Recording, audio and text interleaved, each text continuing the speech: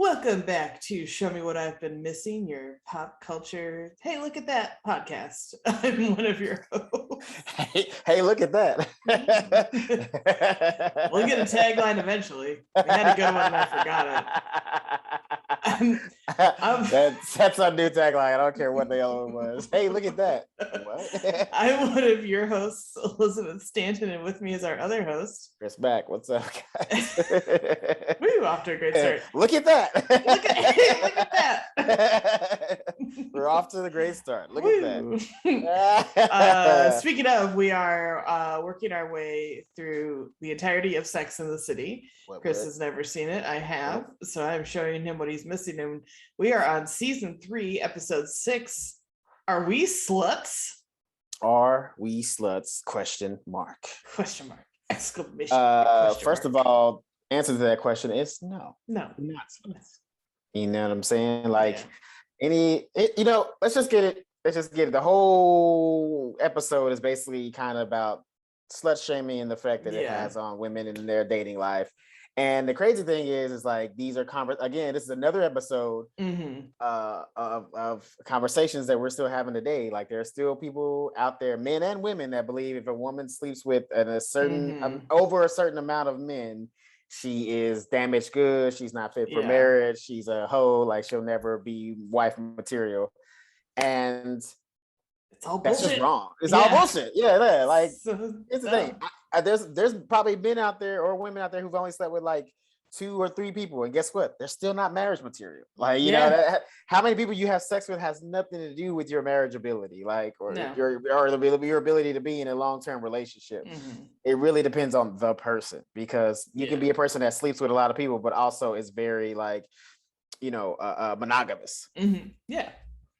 So it's the totally different thing. It's kind of it's funny. It's like this episode doesn't explicitly say slut shaming because that's a very like recent term, but it definitely gets into that in different ways. I was curious what the origin of the word slut is. So it's British, right?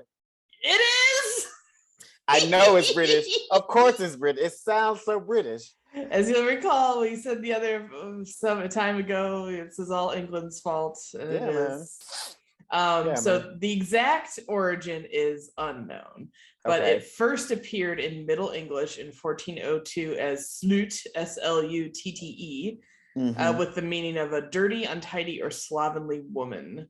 And it was used by Geoffrey Chaucer a little earlier than that. But the modern sense of a sexually promiscuous woman dates to 1450. So there you go. And so it used to describe a woman as dirty or refer to her as a prostitute, harlot, or immoral woman. So some male equivalents, which all sound cooler and nicer, are, let's see. Hang on. Rake, male...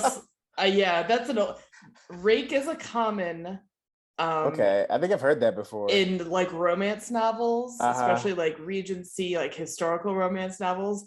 There's always a duke who is a rake, but who is ultimately usually like tamed by the heroine, I feel like was it, I swear there was one I read, or maybe this was a joke where it was like Lord Jake the Rake has arrived at the ball. But it wasn't quite that corny, but like not that far off either. Right. But doesn't Rake, Rake sounds familiar. Yeah, Rake is Rake cad, womanizer, stud, player. Now, those things are bad, but they just don't sound as mean as slut, like there's not that aggressive consonant at the end of those that kind of slaps you in the face when you hear it. Yeah, man, that hard T ain't hard T is no joke. Yeah, that T hits hard in language. Yeah. And even still, like stud, that that generally has a more positive connotation. Player, people like don't like players, but they're like, it's still like, oh, that guy's just a player. Don't hate the player, hate the game, and so on and so forth. As opposed to like that a lot of that slut. But here's the thing though, a lot of that, like, it's because and as a society, because of the way the world has become, like stuff like the reason why, even though being a player is considered like nobody wants a player, but it still is like looked at as cool, is because most players are portrayed as cool in like our media or in like television shows and things of that nature. Like, yeah, he's like the damaged asshole, but like it's good inside. That's how it always is, and that's why I think a lot, especially when you look at like rom-coms, and that's why I think a lot of women go for these kind of guys, because they think, oh, if I love them hard enough, I can change them. It's like, no, man, that's not how it works, man. But I'm saying, like, the point of the matter is, I'm saying, it's like that persona is looked at as cool, like aloof, like, and everybody's trying to be like some version of that. Even like the nice guys at a certain point are still trying to like look cool, like, you know, take some attributes from the player type, you know? Like we've got Mad Men on the brain from Roger Sterling a couple episodes ago. Roger Sterling and Don Draper would technically be sluts if they were women, but they're cool. It's they're just having sex with lots of ladies because they're cool. They're you know, not the greatest guys, but we still like them and they're cool. Joan, on the other hand, is not in the actual, like, no one calls her slutty, but like she's sort of treated that way, and you know, by how she's objectified in the show, and even by her own shitty husband that she has, that guy fucking sucks. We won't quite get into all that, but you know, if you've seen the show, you know what I'm talking about. You know, and realistically, Joan's not what I think anyone would really consider a slut. She doesn't sleep around that as far much. As anybody in the show, she only slept with like 3 men in the entire show. So, but she's still treated that way. Versus like her boyfriend, and then the guy she eventually married, and then and Roger Sterling. It's like I think that's like the only guy she slept with. But you also got to remember, like, back then the standards for slut were way lower. Like, if you slept with more than 2 guys, you were a slut. Like, literally, the only people you're supposed to sleep with is either the person you marry or the guy right before you get married. Like, the guy, you like, whatever guy you have first, like, maybe one boyfriend, and then the next guy has to be your husband. After that, you're a slut. So that's crazy. So that's what this whole episode is about. A little internal and external slut shaming, I would say. A lot of this episode coming to terms with how they feel about it versus how other people might feel about it externally. So who would you like to start with? I say we start with Samantha, because her story is the funniest and also the quickest. So Samantha is having a guest over late at night. And about 2 action. 2 a.m. booty call for sure. Not mad at it. And then the next day, she finds out one of her neighbors was robbed at gunpoint, which is scary because the robber got in behind somebody's guest, and then she's watching the security footage, and it's the guy she banged. First of all, let's just stop it right there. How awkward is that? Like, because I was sitting there watching this episode, and she was just like frozen, and I was like, oh, what would I like? I was trying to put myself in her place, and I was like, what would you like? Would you tell the truth? Because I feel like that's something that could get you kicked out of the building. Especially in New York. You know what I'm saying? I mean, in low key, it kind of did. It did in a roundabout way. Get her out of the building. Everybody her neighbors put 2 and 2 together. Also though, but they put 2 and 2 together, but they by assume by assuming and slut shaming. It could have been anybody. They just happened to be Samantha. For the plot purposes. I put it down, elevator bitch with the fucking they never said her name. She was just elevator bitch. I'm pretty sure if I go Google the fucking credits, that's probably what her character name is elevator bitch, because she was just an asshole, and she came in, like, when Samantha comes into the building, she's like talking shit about her. She's like, oh, I know it was you that let in the robber. You have different, every time I see you, you're with a different man. That elevator montage was pretty funny though. It was, especially like the part where like it was like looking normal, like the guy in the business suit, and then they pan down at her doing a full-on handy in the elevator. I was like, God damn it, Samantha! Like, listen, I understand. Like, I'm mad at the woman for like slut shaming her, but I also like, she's not wrong in the sense of like, she does have a lot of men coming in. Like, a lot of gentlemen callers. She does have a lot of men coming in, so she was right on that part. But calling her a slut because of it is fucked up, and that's not okay. Also, too, like, being mad at her because like some guy walked in behind her guest, like, that could have happened to anybody. It Could doesn't have matter. happened to Like, could happen anybody. to anybody at any time. Yeah. Like, yes, it was 2 a.m. or some shit like that, but like, it could have happened. Hell, somebody could have been leaving at 2 a.m. and Yeah. some shit like that. Like, also too, why is there another thing? You really should be griping at the building, because why was the door guy off duty? Like, there should be somebody there to be there at all times, because especially in a city like New York, people come in like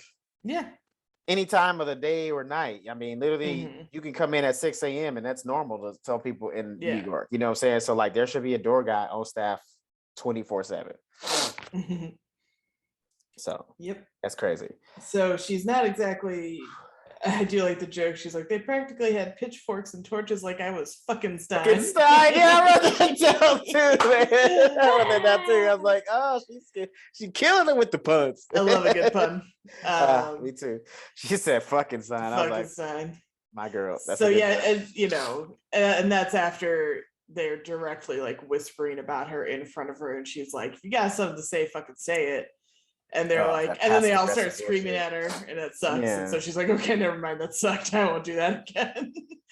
And then she decides to move, and she moves to the trendy meatpacking district. Yes, she does. But here's what I don't like about. I'm mad she moved. I wish she had like stuck out. Because in a way, I'm mad about that, because that's not who Samantha is. She's an unyielding person. Like, even, I mean, like, when she knows she's wrong, she's one of the few characters that can admit that she's wrong. You know what I'm saying?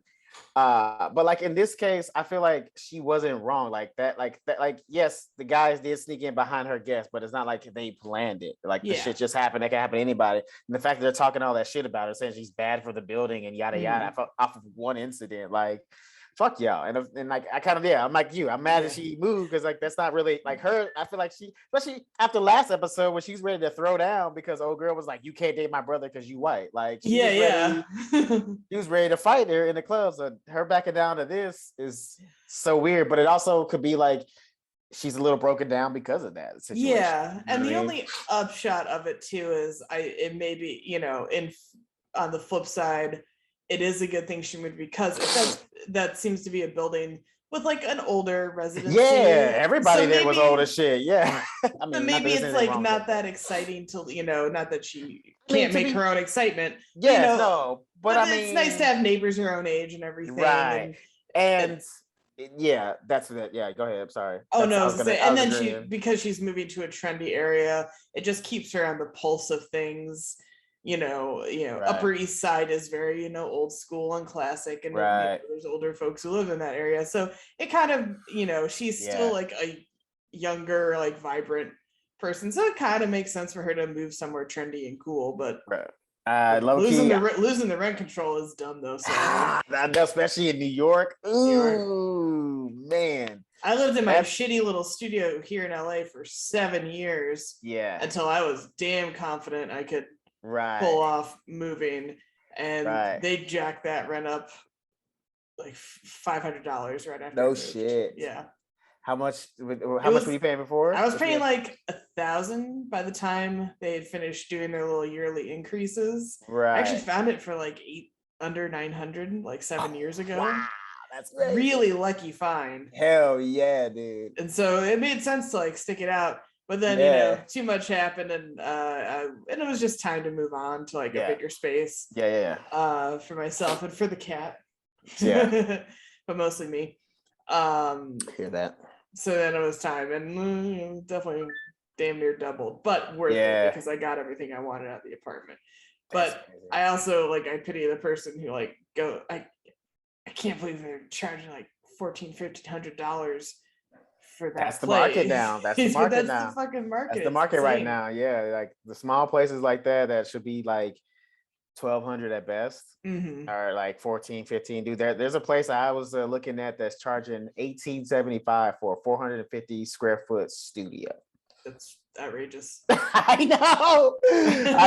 That's what I said. That's what I said with her too. Like, she's losing. So for Samantha, like losing the rent control, because you could basically, whatever we're talking about, if you're looking at New York, you could double that. So a studio apartment in New York is going to be at least 22, 21, and that was like during that was like pandemic prices. So that means that's the cheapest you could have found one. The only upshot is she's very successful, so it won't ding her too much. I mean, obviously, first of all, she was able to find first of all, I know the parameters for New York to get a place. So whatever the rent is for the place per month, per year, you have to make 40 times whatever the monthly rent is. 40 or 4? 40. Oh, holy shit. Yes. That's crazy. Insane. That's what the requirement I had to make like 2.5, and for my current place, I kind of just squeaked. No, 40. Bye. So that's what I'm saying. Like, so for her, if she's finding a place like that in New York, she's doing all right. If she get one, like basically, it seemed like she got it like the next day. Yeah, I mean, I'm sure there's a understood time lapse in there. It's probably like a couple of weeks, but still, even then, that's still pretty incredible. So she must be her finances must be crisp. Yes, crisp, ready to go. So that's Samantha. So you want to do Charlotte's next? My girl Charlotte. Oh, sweet Charlotte. Sweet little Charlotte. Sweet little Charlotte. I like this poor girl. She attracts all the freaks, mostly because I think she is one too.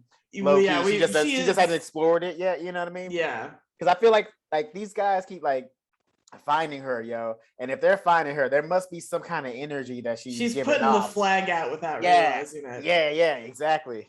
She's putting out the freak flag without meaning to. That, or it's just like, her quote unquote wholesomeness is like attracting these crazy people. I think that's part of it too. Yeah. It's like it's sort of an unintended, as much as we're like, we know kind of deep down she's a freak in some ways. Yeah. I think that her kind of seemingly naive wholesomeness, like guys are weird and they kind of want to pounce on that. Yeah. And fuck it up, frankly. But luckily, is she's never truly disheartened. No. She keeps trying and working at it. So God bless. Because she reveals at brunch that the guy she's dating and she had sex on the third date with, when he climaxes, he yells out at her. He's like, "You stupid bitch, you fucking whore," like all these horrible things. And she's like, "Oh my God." And then she's at the table and she's like, "Am I a whore?" And they're like, "No." And she's like, "You don't marry the whore." And it's I like, know. Oh, yeah, exactly. Baby. But stuff like that, women still say, men and women still say that. Like, there's just still a thought process of a lot of people to this day. But I'm laughing because, okay, first of all, let me just put a stop.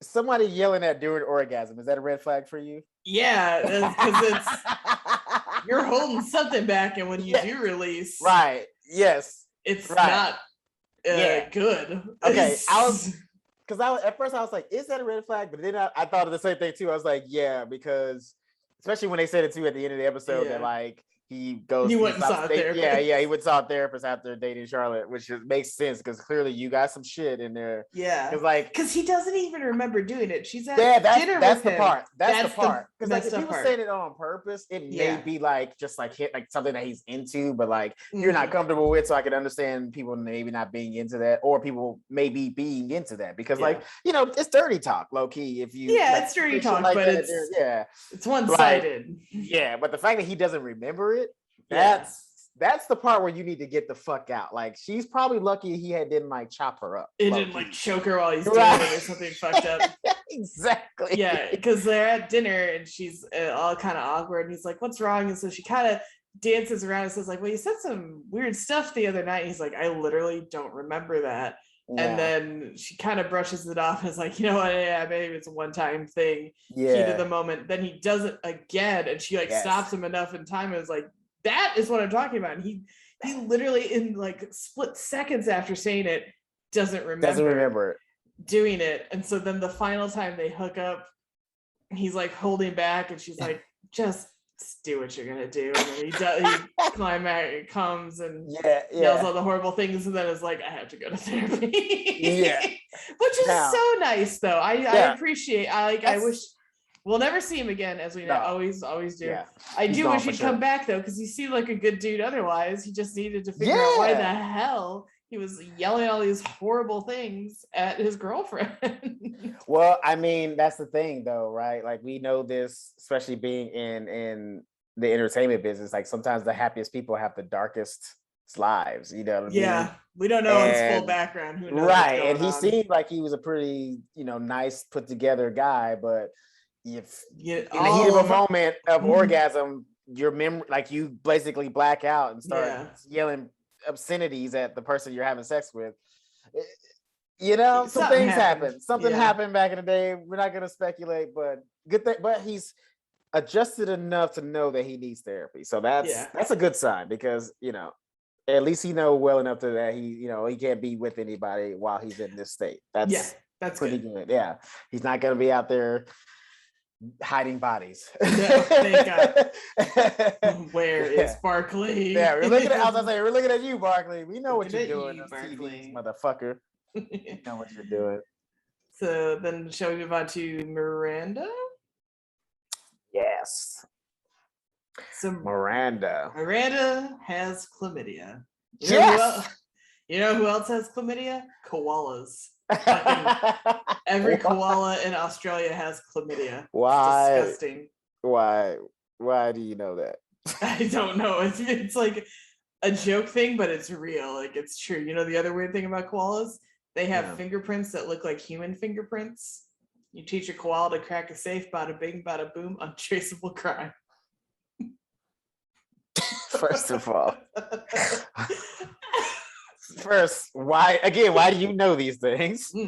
But secondly, they probably do have chlamydia. All they do is get high and fuck all day. Like, that's all they do. Eat eucalyptus and then they'll have sex. Like, probably, there's like a legit problem with them all having chlamydia. I mean, that's probably it's like people in nursing homes when you ain't got nothing else to do but just get it on. Yeah. What are you gonna do? You gonna sew a sweater and then go get it on. That's I thought you were gonna say some ancient oats and all. Okay, moving on. Moving on.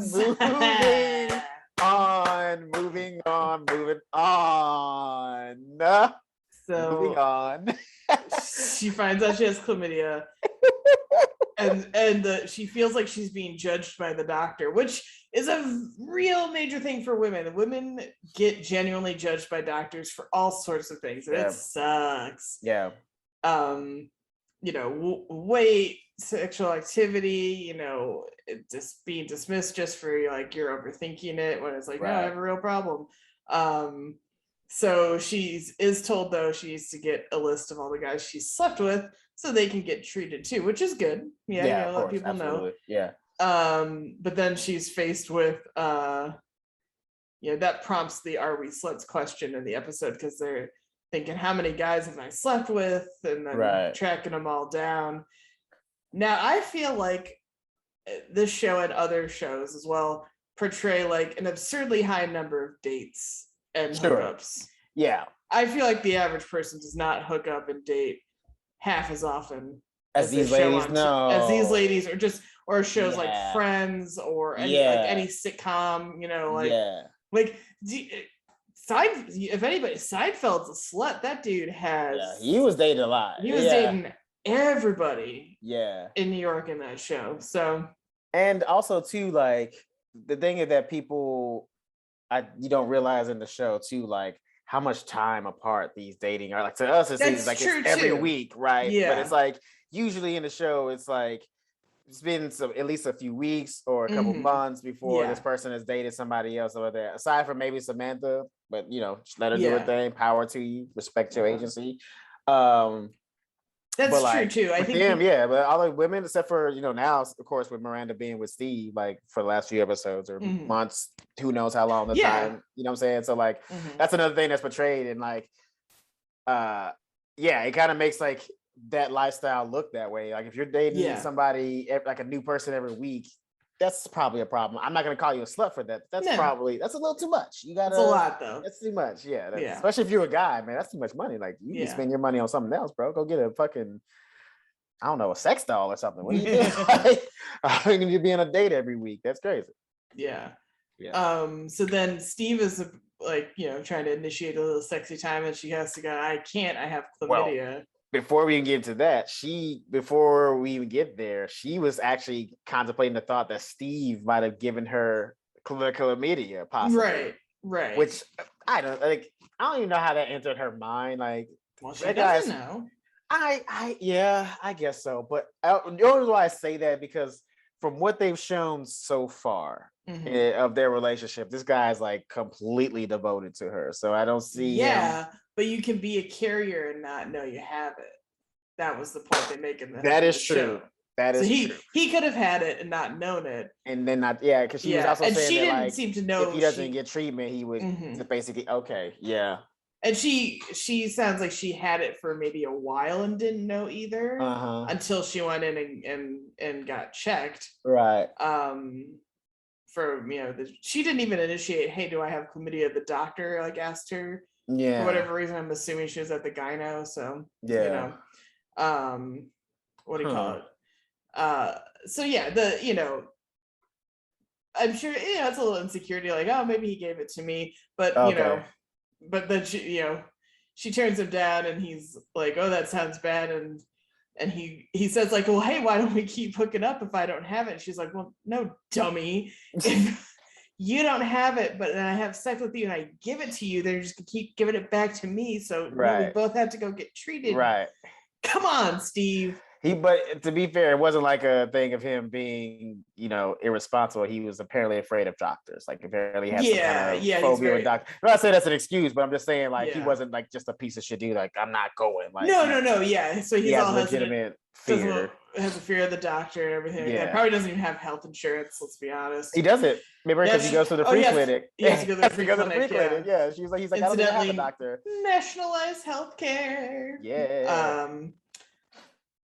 But then I laugh my head off when he's at the clinic and they're like, you gotta drop trow, we're gonna put this swab in your penis. Yes. In the military, we call that punching your bore, because that's something you do. So like when we clean out our rifles or whatever, there's the rifling inside is spiraled. So you have to like pull this, like shoot this rod through the barrel when it's open, and it has a cloth on it and it cleans out those grooves.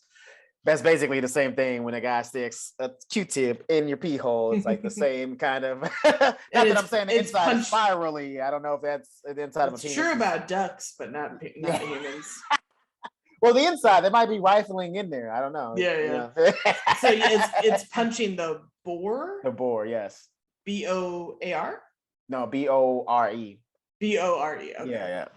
Yeah, that's just like something that is So we would, because I remember every time we had like a safety briefing on a Friday for like the weekend or whatever, my staff sergeant would be like, all right, make sure y'all wrap it up this weekend because you don't want to get your bore punched on Monday.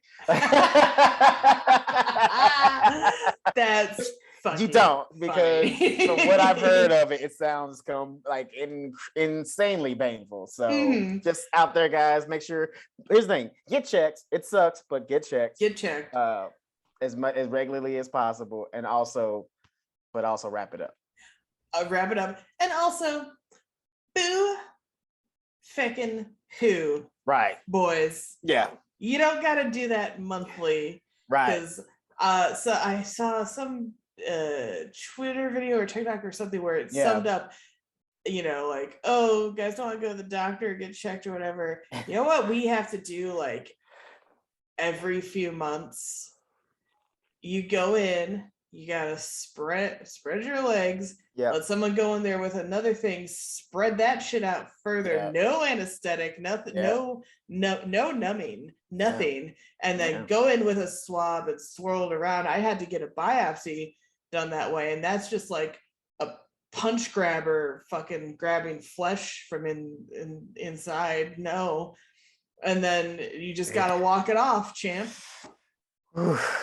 I stopped complaining about my medical visits once I saw how they did mammogram tests. I was like, oh fuck. Oh yeah, they pancake your tip. Yeah, dude. I was like, I haven't had one of those, but fuck that. Yeah, dude. I mean, like, once I saw that, I know men get those too, and it's the same procedure, but like it's more likely that women go and get that shit. You know what I'm saying? That's more cases women get that shit checked. So once I saw how that worked, I was like, I ain't saying shit else. And I have no clue why I can't get numbed up for a gyno exam. Like why? Like of all the medical things I've gone through a lot. First of all, don't say numbed up when you're talking about your vagina, Elizabeth. I don't want to feel speculums fucking hurt. He said, why can't I get numbed up? And this if you're watching the video, hopefully this is a demonstration. So this is the end of the table, and this is me. I scoot all the way back. They're like, you got to come back down here. I'm like, no, you fucking come up here. I don't want to go there. You're gonna jam that fucking shrimp butter flyer up my business, and I don't want it. I don't want it. You can't make me. Sucks. I feel like though, but here's the thing. I feel like they probably don't numb you because like the area has so many nerves. No, it's so like no. No, that's not where I was going. I don't give a shit. No, I was gonna say because like just like you know, like the tip of our penises are like has a lot of nerve endings, is very sensitive. I feel like that whole area has all that nerve endings and things down there. So I feel like if they numb it, they could like potentially damage it in the future. No, they should know where they're fucking going. I don't know if there's a place to go though. I don't know if because you know why? Because dudes started this shit, and they have no one has been able to spend time and dedicate figuring out how to do that a little more comfortably, because we're figuring out boner pills and hair loss pills. Hey, you got me there. I got nothing to say on that one. You might be right. My only other my other medical question that I've wondered, especially since I had to go through all the cancer treatment shit. Yeah. Why do pills taste bad in the year of our Lord 2021? I know. Why does every pill not have like a delicious candy coating? I mean, I know that's bad for children, but still. No, fuck that, bro. Listen, Advil did it right. You take an Advil right now, that shit is delicious. I low-key love taking Advil. Yeah, Advil's fucking delicious, bro. I don't know why every company ain't doing that. The first time I had an Advil, I was like, oh, I see where kids fuck up and eat these, because they do taste good. It tastes delicious. Delicious. Like, yeah, that's all you got. All you got to do is just be more responsible. Do not eat medicine. Shit away from kids. Yeah, that's all. Instead, I'm out here swallowing prednisone steroids, where it's like bitter and chalky and does not go down easy. And I know, and every time I see somebody like in a movie take a pill with like no water and they like chew the pill, I'm like, okay, you crazy. Yeah, that's something. Although I did take an Excedrin today, no water. Like I fucking. No, that's fine. I'm just talking about like I see people chew. Yeah, but chew it. Oh my god! I'd rather in a movie or some shit like that. Like no, thank you. Oh my god! Like I was watching that show Ballers, and The Rock in that show, he's addicted to like pain meds and shit like that. And he just like pops them all day and like literally just pops them in his mouth and like chews them. I was like, but that's some shit like motherfuckers, like athletes apparently do that shit all the fucking time. Like he said he did research on that. And, like that's how like a lot of athletes like take their meds, because like biting it makes it, you know, powdery, and it dissolves better and quicker into the bloodstream. So that's what they just knock it. Yeah. I was like, fuck that. But we digress. Back to Miranda. So yeah, she turns down Steve for a little sexy time until they go to the clinic and things of that nature. And then she has to start calling the calls. All the boys that she to all the boys she's loved before. Yes. And so we find out the person that gave her chlamydia is angry lawyer dude. Like, angry lawyer, different name. I was thrown off, and I was like, well, that's the same actor from the episode where he was like a total psycho. Yeah. So he's Kevin in that episode, and this one she kept calling him they kept calling him David. Oh yeah. And I was like, huh? I was like, oh, that's definitely the same actor. Like, you see, who's really familiar. But yeah, there you go. So the jerky, shitty lawyer guy who was angry all the time and like turning her into like a meek mouse, not herself, is also on top of all that the one who gave her chlamydia. What an asshole. And wasn't even remorseful about it. He was like, yeah, I gave you chlamydia. So what? Suck it up. Get out of here. Like, I don't care. Like he gave no fuss when she said, like, he literally admitted. She's like, did you have it before? He's like, yeah, I had it before. That was me. And he didn't get it treated, and he's probably out there still giving people chlamydia.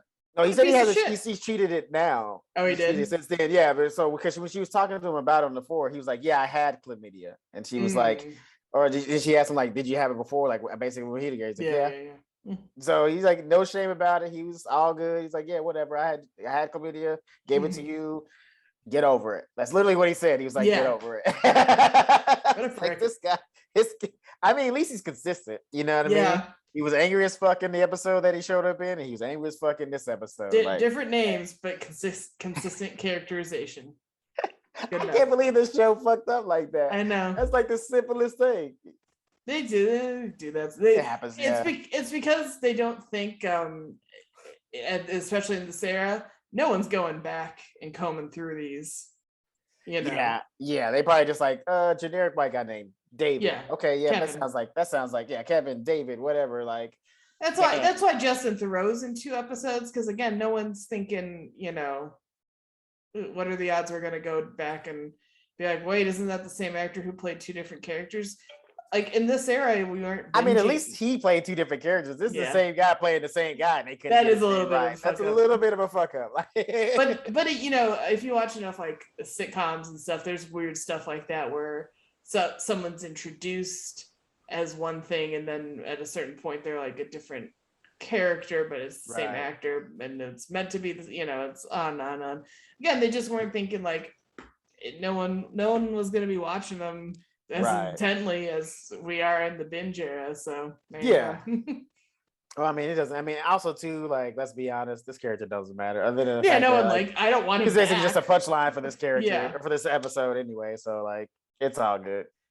Yeah, I definitely don't want him back. He wasn't the greatest guy at all. Like, he was a little bit funny. Like, I did like the way that he kind of did curve some of Miranda's like more controlling traits, but ultimately he was not too much. I was like, no, ultimately he was not a good guy. Yeah, Steve balances her out a little more.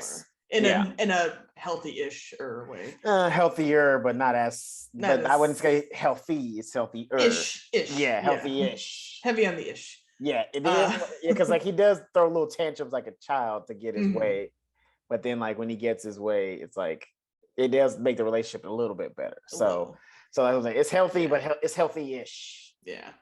Anyway. But then they get to, you know, Steve does not have chlamydia, and Miranda does, and she's about to be done with the antibiotics or whatever. But she counts up her number that she remembers, and it's 42. Well, here's the thing. First of all, let's cover that. I don't understand why any couple ever asks what their other person's number is. What is that going to do for you? I'm sorry. Why do you need to know that? No matter what side you hear, the number you hear is never going to be.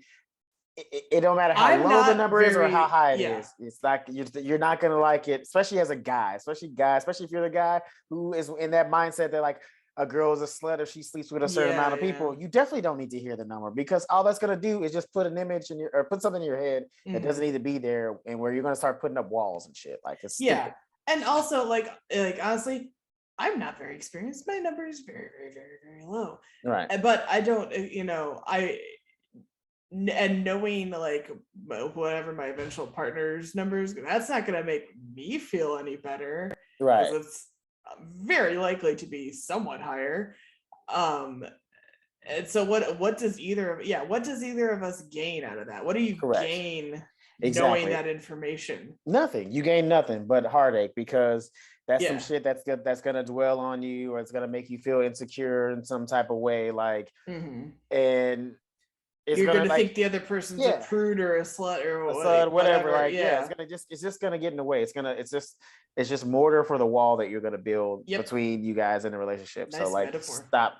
stop asking that shit. I don't know why people still ask. Like, this is still things that I hear about today, like in friends that have asked like girls or guys that they dated, and they're still asking that question. I'm like, you basically broke I feel like when you ask that kind of question, you're trying to look for ways to get out of the relationship, like either because you're scared or because you don't actually want to be with the person, because there's no other reason that you want to tell somebody that number, or because you would want to know that number. Just doesn't make sense. There's actually a whole movie called What's Your Number? It like almost basically went straight to video, I feel like, but it had Chris Evans. I didn't see it, but I remember seeing ads for it. It had Chris Evans, it's on Amazon, I think, right now. Anna Faris, Chris Pratt, Yeah. And the whole plot was she like I think it dated like slept with like 19 guys, and the 20 if she sleeps with like more than 20 or the 20th one is like 20 is declared too many. So if she but then she falls for Chris Evans but can't sleep with him because that'll be 20 and then she'll be a perma slut or whatever stupid thing. And so then it's like shenanigans until I think obviously the point of the movie is like it doesn't matter, but it's still weird that the whole plot is like, oh no, I slept with 19 dudes. If I do one more, that's too many. Right. What? Right. I know. I don't know who came up with that number. Yeah, talk about arbitrary. Because what's too many? Yeah. Or what's too few? Like, right, exactly. Fucking made up. Doesn't matter. Not at all. It doesn't get anybody anywhere. No. So Steve asks, she says 42. He says basically 100. Yeah, because he's like, yeah. He's like, well, I won't say, and she's like, is it 10? He's like, it's more than 10, and then she says like 60, and he's like, keep going up. And she's baby. like, more than 60, and he's like, hey, I'm a cute bartender, and I'm like, are we sure Steve didn't have chlamydia? Maybe not currently, but at one point. It's so funny though, because like it's funny, low-key, they kind of judge each other, because when she said her number, he was kind of judging her a little bit. And then when she couldn't even guess his number, she was just like, oh, this motherfucker's a hoe. And low-key, you know what, they're both sluts. You're both sluts. But like low-key, I totally knew he was gonna be higher numbers. He is a bartender. Like that world, you can hook up with a lot of people easily. I'm sure it is, because people like fucking bartenders. They do. Especially, and he's good looking too. So like that doesn't, I'm sure. For those who are not watching, this might be why our videos are doing well. Elizabeth made the biggest face when I say he's just not my type. Fair enough. Well, he's not unattractive. How about that? We'll just say that he's not unattractive. Objectively, sure. I feel like, if anything, though, I feel like he has that face that like middle-aged women love, like 45 and above. Like those are the women that probably hit on him the most. Anybody who drinks red wine on a consistent basis get fucked up, definitely his type. That's how he and Miranda met. She was ordering wine at the bar. Listen, do I know what I'm talking about? Do I know red wine drinkers love that man. I tell you, that's a red wine drinker's type. That's true. So speaking of types, though, we're more into my type, Aidan and Carrie. Aidan and Carrie. They're having dates, but he keeps, turning down, staying the night. He's got to take care of the dog, or he's got to do this and that. She is frustrated. Yeah. Turns out they've only been dating a week and a half. I was like, bitch, if you don't get your insecure motherfucking ass, what the fuck? Pump your crazy brakes. Pump your fucking brakes. Because that's the crazy thing about this situation is like, there are probably other people out there who are like this, that like, here's the crazy thing, right? If he was trying aggressively to sleep with her within a week and a half, she probably would have been turned off. Yeah. Like the fact that he's like trying to hold off for a little bit of romance and like, make sure it's the real thing. Like she can't even, like she didn't even wrap her mind around the possibility that like maybe he actually didn't want to sleep with her because he likes her so much. Yeah. And like, she clearly couldn't wrap her mind around it, because like she didn't even think about it when he was like, I want to try to make this thing romantic. She was like, oh shit. She's like, oh yeah, romance is a thing. Right. Because you know what's funny about, as I mentioned earlier, romance novels and things like that is depending on the type of romance novel, but the most kind of popular ones are ones that delay the sex until way late into the book, like final act, it's all the romance build up, it's all the almost kisses, or like one kiss or two, in heated moments, but then I can't, and then they have to all those ups and downs until you get to the like, fuck yeah, they're fucking, like you're excited at the end of the book. You're like, yay, they hooked up. Correct. Then there's not saying that you have to wait anybody out there. No. You want to see whatever you want with them. I'm just saying, like, you want to do in the first night, great. You want to you want to wait a week and a half and get romanced and wined and dined more. Also cool, whatever works. Yeah, it's really where y'all feeling each other. So but that's part of the appeal of romance novels, is that like build up to finally the big moment. And they even do it in like Hallmark movies and things like that. The rule in Hallmark movies for the longest time, I think it's changing, but the rule had been, because I actually took some script writing classes on this. What do you call it? In Hallmarks, they don't even kiss till the end, because we all know Hallmark movies are very, very chaste, and obviously no one's hooking up in a Hallmark movie. But if you watch them, you'll realize the main couple does not kiss typically until literally the final like 2 minutes of the movie. Oh wow. Yeah, that's crazy. No one's throwing down in the old barn that they saved from the developers. But I mean, that is romance, because like that is the thing, like trying to build something and stuff like that, which is clearly what my man is trying to do, because like he showed his romantic side with her. I love it. I know, he was like taking her out on days. He ran her a bubble bath. Like, come on, bro. This is why people like Aidan a lot. Yeah. Oh yeah, big. First of all, but you know what though?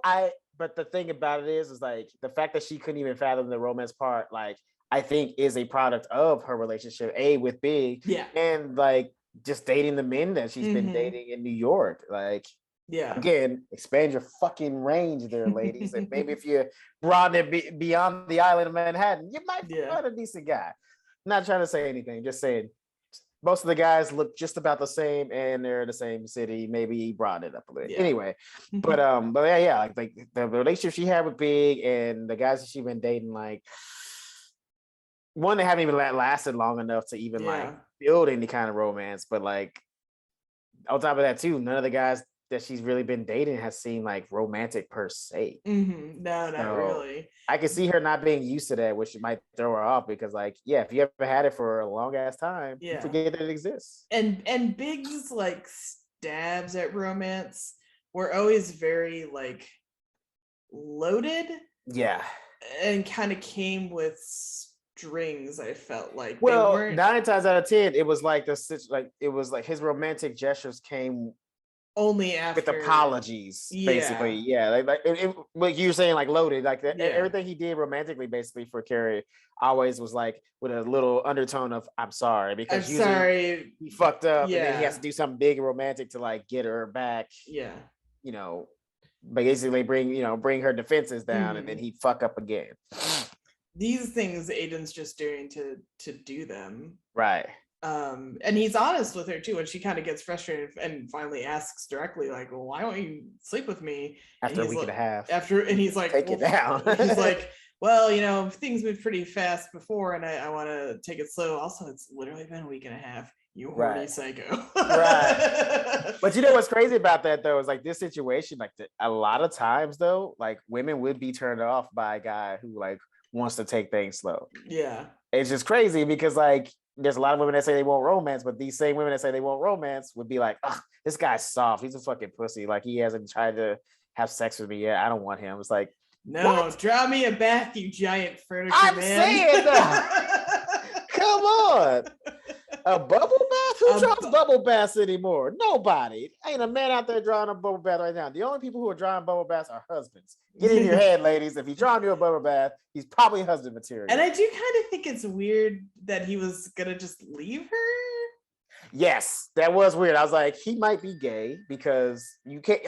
You basically get a woman naked and then you're like, all right, see you later. Yeah, I don't know any men that do that. It didn't make a ton of sense, but maybe he never really intended to leave. Well, a little slick move. Maybe I'll give him credit for that because that seems like something that he would do. But I was going to say too, like it could, I was a little worried. I was like, maybe it's like a power trip thing because like he knows she wants him so bad, and so like he's using that delay of pleasure to like basically control her. Yeah, but. Then they sleep together at the end of the episode. So I was like, okay, he's clearly just being a good guy and like trying to make sure that they've built enough relationships for the sex to matter, I guess, a little more. And I was like, all right. And then so they don't do it in the tub though, because she's like, well, I don't want to do it like this. You're wanting to put things off. That's fine. Yeah, he did fuck up the romance by being like, screw it, let's do it. Like, that's what you said. That's your line now.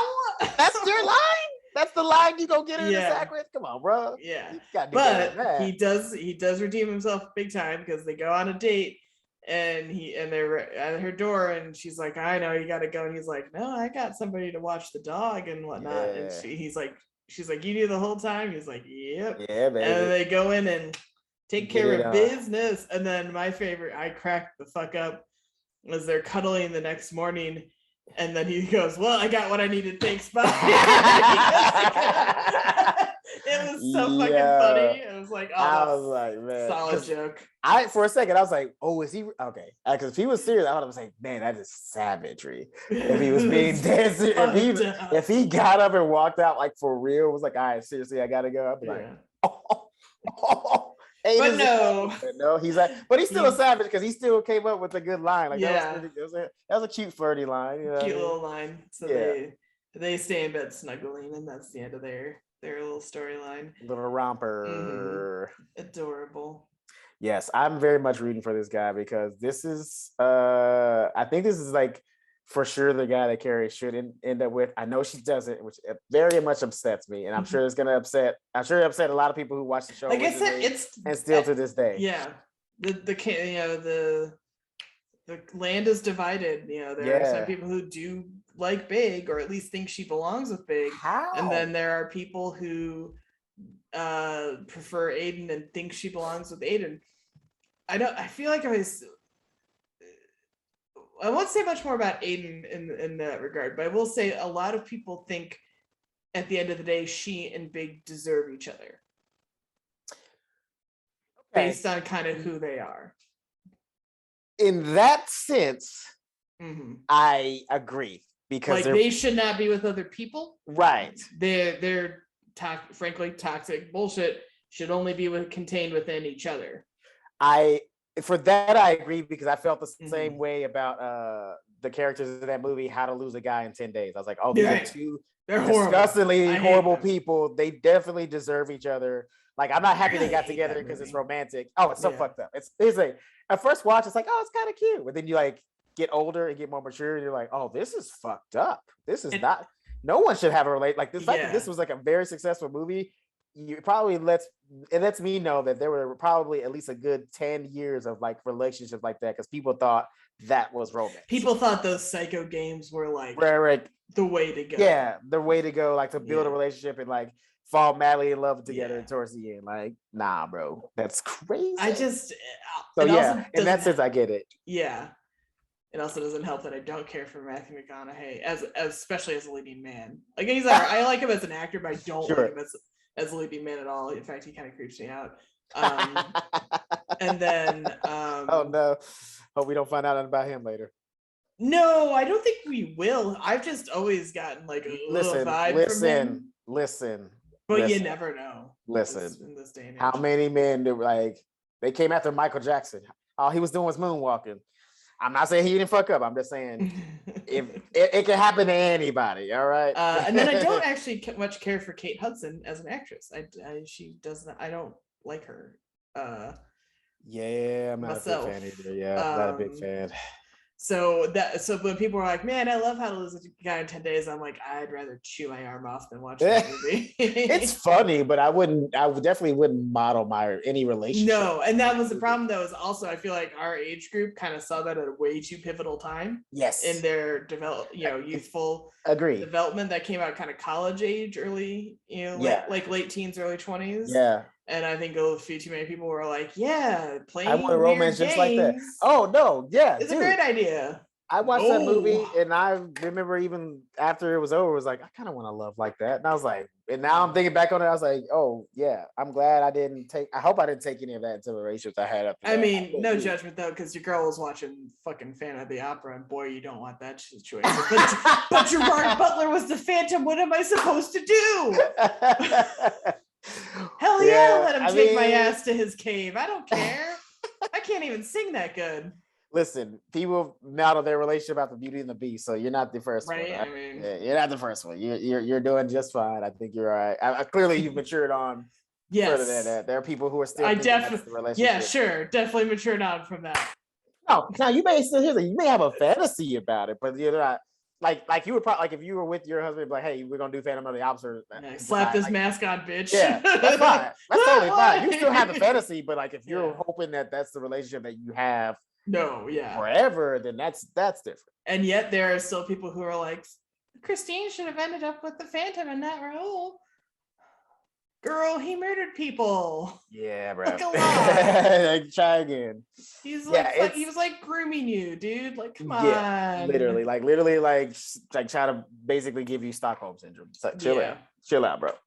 But that's what. So I understand why people say that Carrie and Big deserve each other in that level. But like, if you're a fan of Carrie's the character and you want her to be like happy, you want the best for her. Yeah, you would. You kind of want her to get with Aidan, right? Yeah, if you want her to have the best, like that's what I feel like.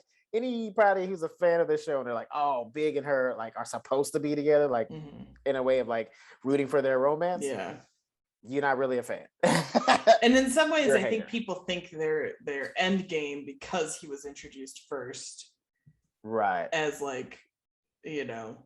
That does seem to kind of be the rule almost with like sitcoms and shit like that. Yeah. Usually the first like major guy that somebody ends up with, they 9 times out of 10, if they get more than 2 or 3 seasons, that's who they kind of either end up dating for a while or marrying. And the trick is always to what do you call it?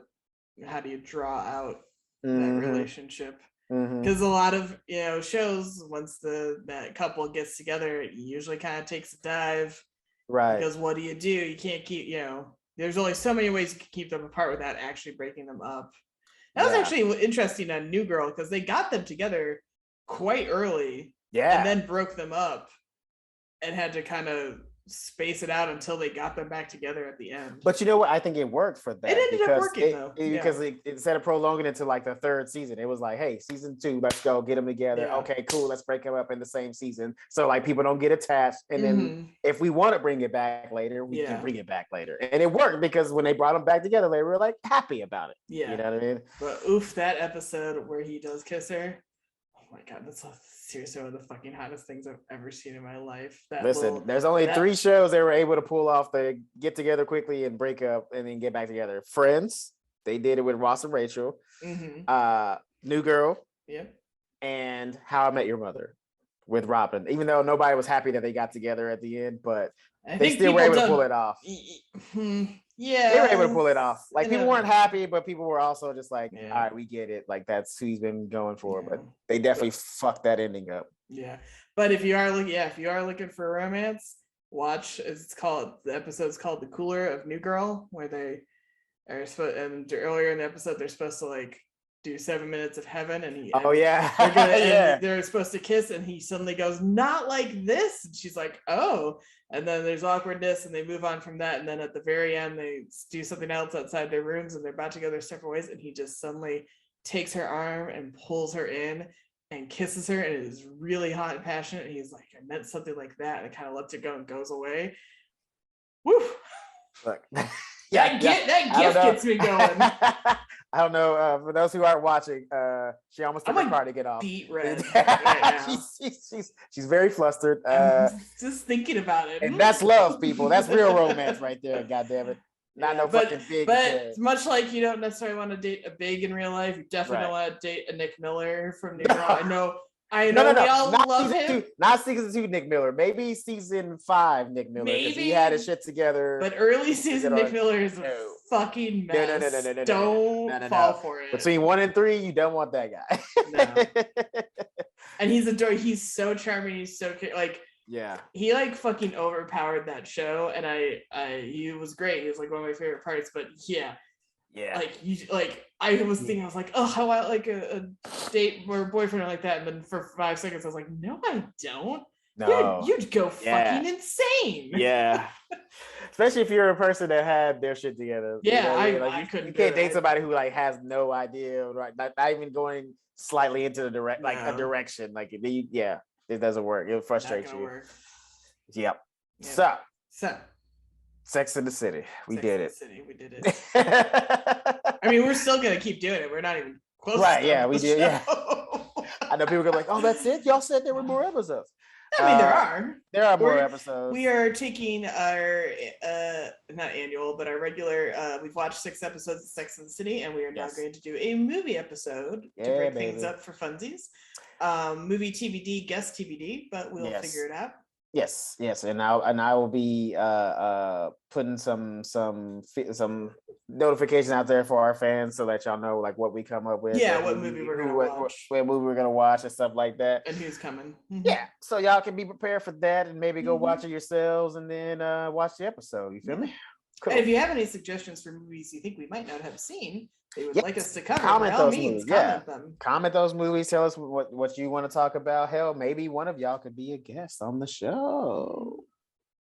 One of the people, 600 some odd people who have watched that one episode from a couple weeks ago. Hey, if you want to come on, if you're a fan and you want to come on, actually, you know what? Hit us up. Where can they hit us up? Well, they can hit us up most easily if you go to Instagram, you go to Show Me What Podcast. And that will take you to all the other places you can hit us up, like Facebook and Twitter, and the YouTube is going strong. And you can find me on Twitter, Instagram, and TikTok at Elizabeth Movies. And Chris, where can they find you?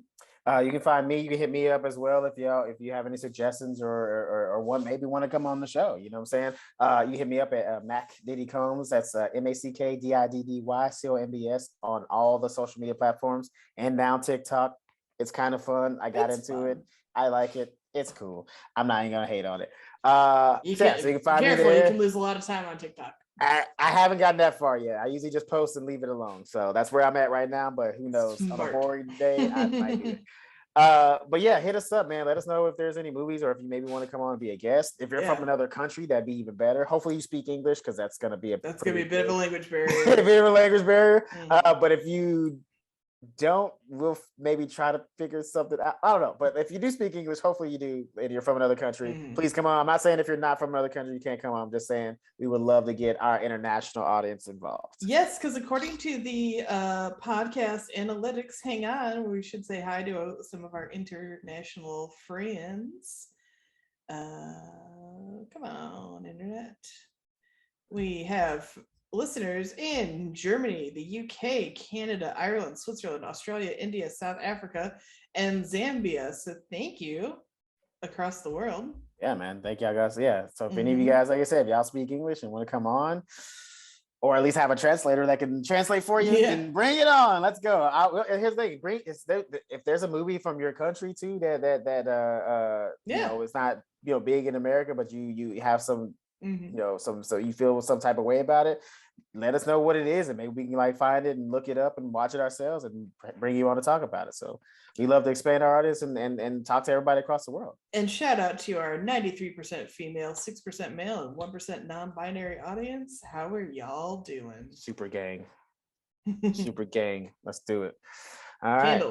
Candles. Oh, yes. Arlo Australia on Instagram, ARLO_Australia on Instagram. You can get yourself some candles, some reed diffusers. It's all organically sourced, no lead-free wicks, and the wax is soy, so it's not gonna stink up your place or it's not gonna damage anything. And you can reuse the jars because they're fucking awesome. They're nice jars. All the info will be in show notes. So. Yes, and if you're not comfortable with candles, she has reed diffusers, she has bath bombs, and she has new fall scents that are only for the fall, so it's limited time only. So go to Arlo Australia on Etsy or Arlo_Australia on Instagram and get yourselves some candles or whatever it is you like, and use our promo code ShowMeMiss at the checkout. It'll get you 10% off. Boom. And tell us, make sure you comment, and when you talk, when you post about how awesome the candles are, make sure you tell them we sent you there. Cool. Cool. Catch you next time, sluts. Sluts.